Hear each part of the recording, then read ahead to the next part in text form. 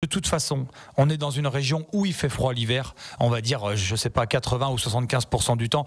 Ils ont besoin de leurs pneus 75% du temps. On peut plus, on va dire, se dire, tiens, il y a 4 jours de neige dans l'hiver, je mets pas de pneus neige. C'est pas des pneus neige qu'on oblige à mettre aux gens. Ce sont des pneus avec des marquages hiver, des pneus qui sont censés faire face au froid sur des sols qui vont être froids secs, froids mouillés, froids givrés. Pendant une demi-heure, on va parler d'un petit truc qui va peut-être permettre de sauver des vies et sauver notre propre vie. Ce sont les pneus neige. Et là, vous allez dire, ah bon, on en parle déjà? Oui, on en parle déjà parce qu'il y a une véritable raison. On va en parler avec Sébastien Domerdiche. J'espère que j'ai bien prononcé, du Cache du Pneu à Sallanches. C'est ça, exact. Bonjour. Jusque-là, pas d'erreur, tout va bien. En revanche, moi, niveau pneus, j'y connais, mais pas grand-chose. Je sais juste que je dois les changer à une certaine période. On va prendre mon cas. Je viens juste d'arriver dans la région. Qu'est-ce que je dois faire? Qu'est-ce que m'impose le cadre, Sébastien? Alors, le cadre, vous l'avez dit déjà, c'est la région. Alors, ça concerne 48 départements de France, donc tous les départements où le froid s'installe pendant l'hiver. Ensuite, le cadre, c'est des dates. Donc, vous savez que vous devez vous équiper à partir du 1er novembre et jusqu'au 31 mars. D'accord ? Alors après, attention, hein, ces dates ne sont là que pour la loi. C'est-à-dire qu'il y a beaucoup de gens qui savent très bien s'équiper avant, ceux qui habitent sur les coteaux ou les hauteurs. En l'occurrence, je suis de Sallanches. Les gens qui sont à Chamonix, à Megève, aux Contamines, bref, j'en passe, eux ont tendance à s'équiper avant parce qu'ils savent très bien qu'ils ne sont pas à l'abri d'avoir des premiers froids et des premières chutes de neige, on va dire à partir du 15 octobre, pour caricaturer, schématiser un peu. Donc des dates, un endroit, et puis ensuite on va dire un type de pneu. Alors, avant d'aller sur le type de pneu, qu'est-ce qui peut m'arriver si jamais je ne suis pas équipé du 1er novembre au 31 mars de pneus hiver et de pneus 4 saisons? Ou d'équipements spéciaux obligatoires, ouais, d'accord. Okay. Alors, ce qui peut vous arriver, alors moi, je vais m'occuper plutôt du point de vue sécuritaire. Ce qui peut vous arriver, c'est de glisser, de perdre le contrôle de votre voiture, donc d'avoir un accident. Alors bon, on le souhaite à personne, et si ça doit arriver, je vous souhaite que ça arrive dans un virage à gauche pour que vous percutiez personne, parce que si ça arrive dans un virage à droite, on peut se prendre la voiture d'en face. Voilà, donc je sais que c'est compliqué pour les gens à comprendre, mais en fait, c'est un pneu hiver, c'est un pneu pour le froid. C'est-à-dire que même quand il n'y a pas de neige par terre, un pneu été n'est pas apte à faire ce que fait un pneu hiver. On pourra je pourrais vous donner quelques détails après, mais bon, pour le moment, c'est pas le sujet. Et ce qui peut vous arriver d'un point de vue législation, alors ça, c'est le plus grand mystère de l'univers. Au jour d'aujourd'hui, on a une loi qui est en vigueur. D'un côté, on nous dit que la loi est passée, qu'elle est en vigueur. On nous dit de l'autre côté, oui, mais le préfet, il a dit qu'il allait être cool. Vous en discutez avec les gendarmes, ils vous disent, écoutez, on sait pas trop où on en est. Enfin bref, du coup, ça fait peur sans faire peur. Moi, ce que je dis aux gens, la plupart du temps, quand ils me demandent, c'est qu'est-ce qui se passe si on a un accident? Si on a un accident et qu'on n'est pas, j'imagine. L'assurance, elle va prendre le texte de loi. Elle en a rien à faire que le préfet il soit pour, contre, d'accord, pas d'accord. Elle veut pas payer, j'imagine. Hein. Son but, c'est de faire des économies. Elle va, on va dire, utiliser la loi. Si vous avez un carton, que vous n'êtes pas équipé, que vous avez une paire de chaussettes dans le coffre, parce que ça, c'est la porte de secours, on va dire, pour les pneus. Qu'est-ce qui se passe quand on a un carton et qu'il fait froid et qu'on n'avait pas les chaussettes?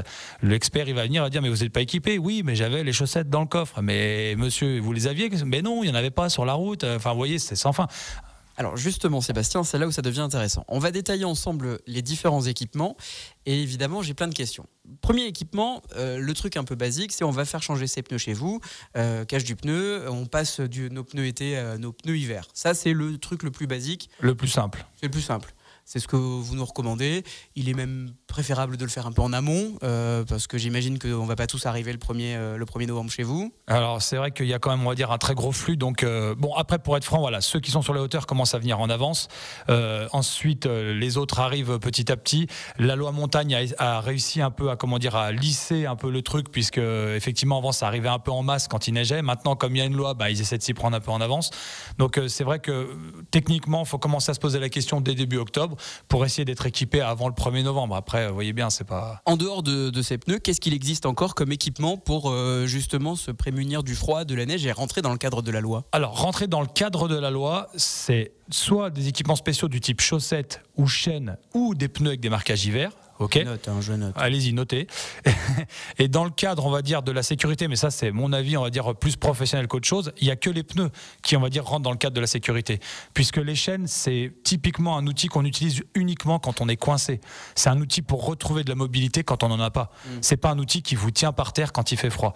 Pour faire simple, un pneu été en hiver, c'est comme quand vous regardez la Formule 1 le week-end, s'il met les pneus durs, on va dire quand il fait extrêmement chaud, extrêmement froid, ça ne marche pas. Il ne trouve pas d'adhérence. Là, c'est pareil. On va dire, le pneu hiver, il est équipé d'un mélange de gomme qu'on appelle thermo, on va dire.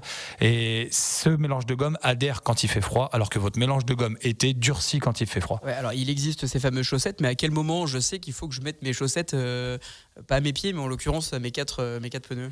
Techniquement, quand on voit que la neige pose par terre et qu'elle tient, et qu'on va devoir trouver de la motricité pour pouvoir avancer, et puis du grip pour pouvoir freiner. Sauf que vous venez de le dire, quand il fait froid dehors, le revêtement, il n'a pas forcément neigé. Le revêtement est peut-être pas l'adhérence en tout cas n'est peut-être pas si bonne que ça à la route. Mais on met pas de chaussettes sur du goudron où il n'y a pas de neige.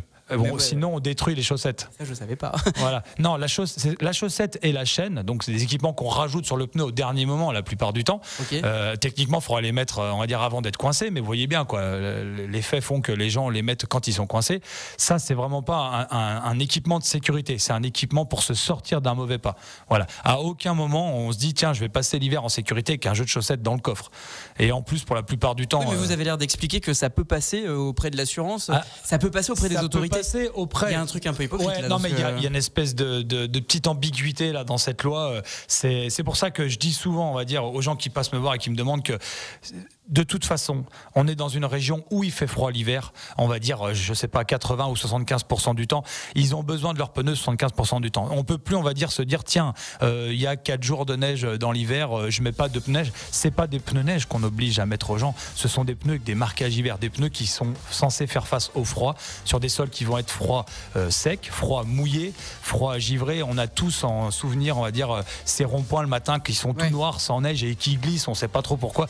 Quand on est en pneu hiver, on trouve de l'adhérence. Quand on est en pneu été, on en a moitié moins, pour pas dire 4 fois moins. On va continuer à parler du pneu avec vous, Sébastien, du cache du pneu. On est à Sallanches avec vous. Ces pneus hiver, pourquoi il faut les mettre? Pour des raisons de sécurité, mais pas que. On y revient dans la suite de la matinale des Super Leftos sur Radio Mont-Blanc. On parle pneus, les caches du pneu de Sallanches, en fait, nous donne rendez-vous un peu avant le 1er novembre, parce que le 1er novembre, en fait, on est obligé de passer en pneu hiver ou avec du marquage hiver.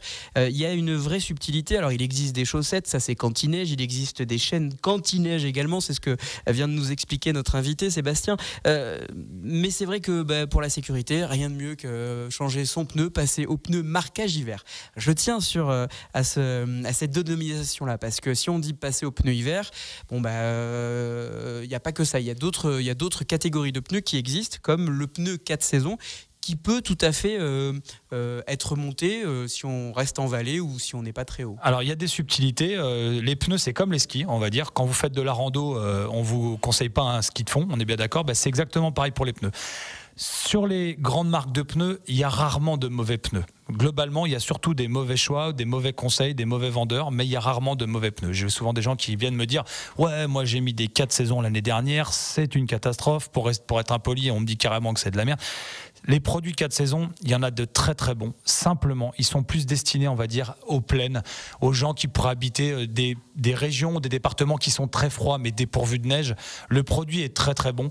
Il faut juste le conseiller aux bonnes personnes. Alors, il est évident que pour les régions montagneuses comme la nôtre, on est quand même susceptible encore d'avoir de la neige. C'est sûr que c'est un peu en dessous. Donc, ici, on n'en conseille pas trop, mais on va dire, on peut être amené à en conseiller pour la personne qui va vous dire, voilà, moi j'habite à Thiers, je bouge pas de la plaine. Pour les 2 fois où il aura de la neige dans l'année, on va dire dans l'hiver, il va s'en sortir très bien et surtout il va être en sécurité à chaque fois qu'il fera froid. Et ça, en termes d'assurance, ça passe, c'est-à-dire? Ah oui, bien sûr. Alors pour l'assurance, tout ce qu'ils vont regarder, c'est le marquage hiver. Alors la petite subtilité, c'est un marquage qui est sur le côté du pneu avec une petite montagne et un flocon au milieu, d'accord? Alors en anglais, ça doit être 3 peaks Snow Mountain Flakes, ça doit vouloir dire 3 pics de montagne avec le flocon. Ouais. Et en fait, c'est 3 PMSF exactement, excusez-moi. Donc ça, si vous avez ça sur votre pneu, vous êtes en règle. Et qu'il soit 4 saisons ou hiver, à partir du moment où il y a ce logo sur le pneu, vous êtes en règle. Ce qui n'est plus en règle, à partir du 1er janvier 2024, c'est le marquage M+S. C'est un marquage qui aujourd'hui, on va dire, est complètement désuet, qui est sorti, j'imagine, il y a à peu près 30 ou 40 ans pour des produits qui avaient un peu de crampons. Et ça, aujourd'hui, ça ne veut plus rien dire. D'ailleurs, les véhicules ont tellement évolué d'un point de vue poids et d'un point de vue, comment dire, on a une certaine... les véhicules sont très exigeants au niveau châssis. Il faut des pneus qui sont capables, on va dire, de tenir les véhicules par terre. Alors c'est sûr qu'il y a 30 ou 40 ans en arrière, quand on avait des 205, des 306, des 2 chevaux, des AX, ça tenait par terre à fond parce que les pneus étaient étroits, les voitures étaient très souples, ce qui n'est plus le cas aujourd'hui. Sébastien Demerdiche, quand je pense pneus, je me dis, bon bah voilà, je vais faire installer mes pneus hiver, on arrive au 31 mars et puis finalement je vais les laisser. Il paraît que ça s'use plus vite quand il fait très chaud, c'est vrai. Alors, cette histoire? Dans la mesure où on a une conduite cool, franchement c'est pas énorme. Effectivement, votre pneu hiver, il va se dégrader un petit peu plus vite sur des sols chauds et qui sont, on va dire, souvent abrasifs, on est bien d'accord. Mais c'est pas la panacée. Vaut mieux se retrouver à les oublier, on va dire, en avril. D'ailleurs, faut pas les enlever au 31 mars. Hein. C'est la loi qui vous oblige à les tenir jusqu'au 31 mars. C'est-à-dire que ici, on est quand même en pleine, j'ai envie de dire, je dis aux gens qui peuvent les enlever à partir du 1er avril. Les gens qui habitent sur les coteaux, faut quand même attendre, on va dire, à partir du 15 avril. C'est pas rare, surtout ces derniers hivers, de voir encore quelques pétés de neige, on va dire, entre le 15 avril et le 1er mai. Pourquoi les gens ont le sentiment que parfois c'est un peu injuste de se dire bah nous on doit les changer alors que ailleurs, prenons l'exemple d'une ville que je connais bien à Bordeaux. J'arrive de Bordeaux et j'ai pas eu la sensation, j'ai toujours fait qu'avec des 4 saisons. Alors, et j'ai jamais eu la sensation. C'est facile. Si Bordeaux fait pas partie des 48 départements où c'est obligatoire, c'est qu'ils ont décrété que la moyenne de température au long de l'hiver on va dire ne dépassait pas un certain nombre de jours. La moyenne des températures c'est 7 degrés. On dit qu'en dessous de 7 degrés, on va dire, donc c'est pas si froid que ça, 7 degrés, on est bien d'accord, on parle pas de -2 ou -10. En dessous de 7 degrés, on dit que le pneu été n'a plus, on va dire, la capacité à vous tenir par terre aussi bien que ce qu'il fait, on va dire, sur des températures normales. Et l'argument du prix, on nous dit ah oui mais bon je prends du moins cher parce que c'est quand même un budget dans mon quotidien. Mais l'argument du prix, c'est-à-dire que est-ce qu'il existe vraiment des pneus, les pneus à 70 €, est-ce qu'ils sont vraiment de si bonne qualité que alors, ça? J'ai déjà la réponse, mais alors quand on va dire on part sur un pneu standard, ce qu'il y a de plus courant, c'est-à-dire qui équipe des voitures compactes aujourd'hui comme des Clio, des 208, des 308, ce genre de choses. On va dire un pneu haut de gamme, un pneu haut de gamme hiver, il va coûter aux alentours d'une centaine d'euros, monté équilibré chez un pneumaticien sérieux, d'accord. Ouais. Si vous partez sur un premier prix qui, je dis n'importe quoi, va coûter autour de 70 €, votre rapport prix-kilomètre, il explose réellement, ce qui fait que vous ne faites pas d'économie, vous perdez de l'argent. En fait, le pneu, c'est le meilleur témoin de la qualité, ça coûte moins cher. Puisque, je vous fais un exemple vite fait, les gens comprendront très rapidement. Si on va dire, dans le meilleur des cas, avec un pneu à 100 €, vous êtes capable de faire 50 000 km avec un pionnier du kilomètre comme le Michelin. Si vous faites plus que 10 000 avec un pneu premier prix à 70 €, vous comprenez bien qu'il vous faut 350 € de pneu au lieu de 100 € pour faire la même distance. Donc, à un moment donné, c'est juste du calcul, c'est mathématique, c'est pas des calculs très compliqués. Tout le monde peut comprendre que c'est moins cher d'acheter un pneu haut de gamme. En plus, ça tient mieux la route, c'est plus sécurisant. Et on peut les réutiliser l'année suivante. Mais bien sûr, les gens font quand même plusieurs saisons avec les pneus hiver. Et puis pendant qu'on roule avec ces pneus hiver, on n'use pas ces pneus été non plus. Vous voyez, moi, si je peux donner un conseil aux gens, c'est aller vers des marques que vous connaissez, des grands noms du pneu, tout le monde les connaît. Tout le monde en connaît au moins une ou deux, quoi. Je veux dire, des Michelin, des Goodyear, des Pirelli, des Bridgestone, des Continental, des Vredestein, des Nokian, des Firestone, des Dunlop. Tout le monde connaît ces marques-là. Dès que c'est un nom que vous ne connaissez pas, dont vous avez jamais entendu parler, vous pouvez y fuir comme la peste. Ce sont des pneus qui sont des pneus discount produits dans des pays où il n'y a pas du tout les mêmes cahiers des charges que nous. Ils sont juste là pour, on va dire, infester le marché, prendre de l'argent. À aucun moment ils sont là pour vous tenir par terre. C'est aussi un peu, pardon, je vais me faire l'avocat du diable, mais c'est aussi un peu la faute de certains revendeurs. Je dis pas que c'est votre cas, Sébastien. Mais vous avez qui les propose. Vous avez raison. Vous avez tellement raison. Le problème, c'est. Dites-le encore une fois, ma direction écoute. Vous avez tout à fait raison. Je m'adresse à la direction de Radio Mont Blanc. Il a raison. Et puis ce matin, l'émission est parfaite. Mais non, plus sérieusement, ouais, franchement, c'est vraiment un calvaire ce genre de produit sur le marché. Ça met des gens vraiment en danger. Les gens qui vous disent ouais, moi j'ai essayé, ça va très bien jusqu'au moment où il faut mettre un coup de frein ou un coup de volant. Et en fait, c'est ingrat parce qu'il faut avoir un accident pour se rendre compte qu'en fait, ça va pas du tout. Sébastien, merci d'avoir accepté l'invitation ce matin de Radio Mont-Blanc. On n'attend pas le dernier moment. On va directement, on prend d'ores et déjà rendez-vous. C'est le moment ou jamais. Le cache du pneu à Salange, c'est chez vous. Merci d'avoir accepté l'invitation de Radio Mont-Blanc. À bientôt. C'est moi qui vous remercie de m'avoir invité. Puis, pour la sécurité, c'est important de changer ses pneus. N'oubliez jamais.